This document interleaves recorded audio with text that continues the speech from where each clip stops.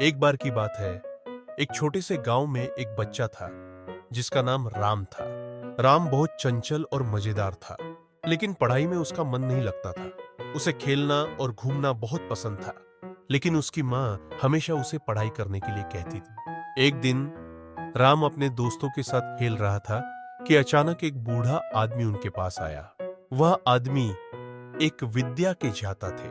उन्होंने राम से पूछा, सर अकॉस तुम पढ़ाई क्यों नहीं करते? पर राम ने हंसते हुए कहा, पाका मुझे खेलना पसंद है, पढ़ाई का क्या? पर बूढ़े आदमी ने मुस्कुराते हुए कहा, बेटा पढ़ाई का महत्व जानना बहुत जरूरी है। चलो मैं तुम्हें एक कहानी सुनाता हूँ। पर राम ने ध्यान से सुना। एक बार एक गांव की में एक किसान था। वह बहुत मेहनती था, लेकिन पढ़ाई नहीं की थी। उसने अपनी फसलें उगाने के लिए बहुत मेहनत की, लेकिन जब बाढ़ आई तो उसकी फसलें बर्बाद हो गई। उसके पास कोई योजना नहीं थी कि अब क्या करना है।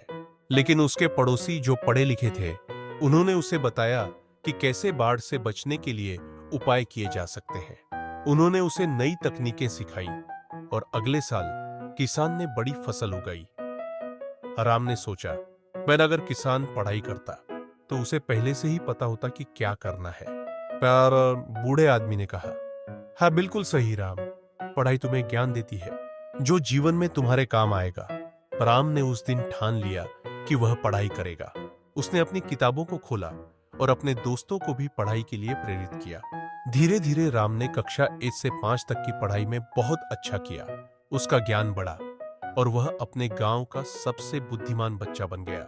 अब राम न केवल खेलता था, बल्कि पढ़ाई में भी अव्वल था।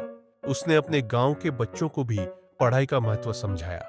राम ने सीखा कि ज्ञान सबसे बड़ा धन है और पढ़ाई करने से ही वह अपने सपनों को साकार कर सकता है। इस तरह राम ने न केवल खुद को बल्कि अपने दोस्तों और गांव के बच्चों को भी पढ़ाई के महत्व का एहसास कराया। और इस तरह गांव में एक नई रोशनी आई, जहां हर बच्चा पढ़ाई को गंभीरता से लेने लगा।